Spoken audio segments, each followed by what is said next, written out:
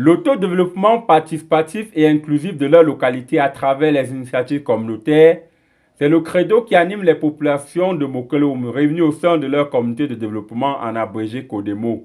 Wane Nestor, secrétaire général à la chefferie Mokele-Oum.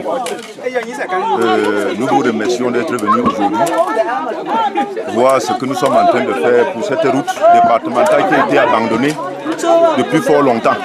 Et le chef a mis sur pied un comité de développement local. Et ce comité a donc choisi une journée par semaine.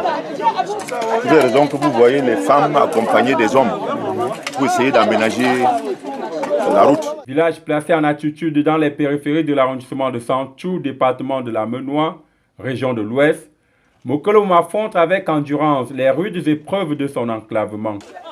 Pour le faire, les populations Mokele-Oum ont opté pour une journée d'investissement humain chaque semaine, les levées de fonds et les contributions annuelles au cours de leur assemblée générale. Dans Mokele-Oum, qui est déjà un village préhistorique, nous rencontrons une population qui est estimée à 3200 habitants répartis dans les quartiers tels que Balé Mokele-Oum, Échok et le centre Mokele-Oum. La population est placée sous l'autorité d'un chef très dynamique et très engagé dans le développement que j'ai nommé Sa Majesté Ewane Mathurin. En urgence signalée, la construction des salles de classe dans leur école primaire publique qui depuis sa création ne dispose qu'un seul bâtiment de 2 salles, construite par la commune de Santhiou en 2012 pour une école de cycle complet de la CIL au coût moins 2. 2 fois. 3 fois.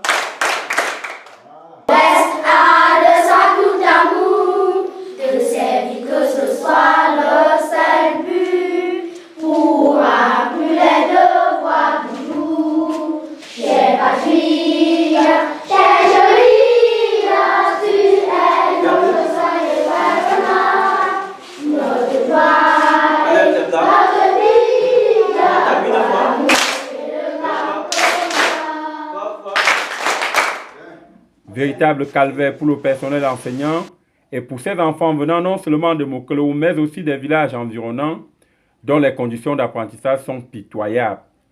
Face à cette déplorable situation, les dynamiques et entreprenantes populations de Mokele-Oum, aux côtés de la communauté éducative, multiplient des stratégies ponctuelles et temporaires qui s'avèrent très vite obsolètes sur la durée. Notre école éprouve beaucoup de difficultés.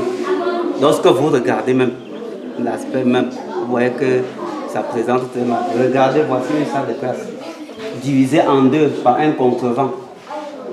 Et il y a un élève qui a failli perdre même son œil ici un jour parce que lorsqu'il était de l'autre côté, un enfant a envoyé un brindille de balai à travers ce contrevent et ça a pris son œil de l'autre côté. Voilà autant de difficultés. Ça, c'est comme ça le cours inventaire 1 et 2. Et de l'autre côté, c'est la CIL et CP. De l'autre salle prend le cours moins 1 et 2. Vous voyez, nous n'avons que le seul bâtiment ici. Et avec un effectif de 271 élèves, vous voyez que nous, on ne peut pas supporter dans 2 salles de classe.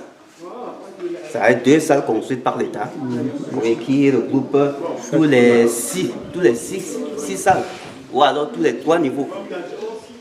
Manque de salles de classe, de toilettes, d'eau potable et même d'un bureau du directeur sont autant de besoins auxquels fait face la communauté éducative de Mokele-Oum, dont les apprenants ne cessent de rêver sur leur avenir, comme ceux du reste du Je m'appelle Egab Mezajuel, j'ai 11 ans. J'aimerais être ingénieur maçon. Belle Elvira Dari. J'ai 12 ans. J'aimerais être couturière. Mokele-Oum, village assez vaste avec un relief de montagnes et de bas-fonds, une forte communauté s'est développée à Échok avec pour leitmotiv la création de nouvelles plantations. Aujourd'hui, dans cette partie du village, il se pose avec acuité le besoin de construction d'un foyer communautaire pour le rassemblement des populations pendant les réunions et autres cérémonies communautaires. Oui, le problème que nous rencontrons ici à Échok Mokele-Oum, c'est d'abord le foyer communautaire qui nous permettra de rassembler tous les ressortissants Mokele-Oum ici à Échok. nous sommes à rang dispersé. Il va falloir un foyer pour pouvoir nous rassembler. Ce foyer, dès qu'il est prêt, nous allons célébrer les réunions de rassemblement, des congrès, des mariages, etc. Mais aussi pouvant servir de case de santé pour ces populations en proie aux travaux champêtres dont l'accès aux soins sanitaires reste très difficile. L'hôpital aussi nous manque. Vraiment, nous avons besoin de salles de classe et des enseignants. Vous avez vu comment nos parents ont divisé des salles de classe pour que les enfants puissent suivre les cours. Ce qui n'est pas évident. Je crois, monsieur le directeur, vous a tout exposé, les problèmes, les besoins. Nous avons besoin des salles de classe. Si un bienfaiteur, si l'État ou si une ONG peut vraiment nous faire des dons, nous serons très contents. Que ce soit dans la construction des salles de classe. Et nous avons aussi un besoin très crucial dans le domaine de la santé. Vous avez constaté, avec cette population qui est estimée à plus de 3000 âmes, et nous n'avons aucun centre de santé, ce qui n'est pas bien. Lorsque nos parents, lorsque nos mamans tombent malades, il faut les transporter pour la ville jusqu'à 100 à des kilomètres, ce qui n'est pas évident en saison pluvieuse. Certains meurent pour défaut de soins.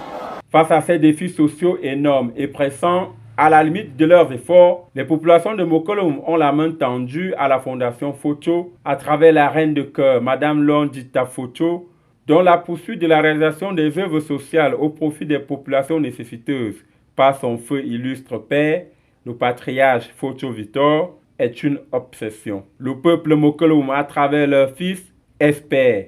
Ils croient que leurs doléances trouveront une oreille attentive et bienveillante auprès de la bienfaitrice reine de cœur pour un avenir plus radieux de leur localité.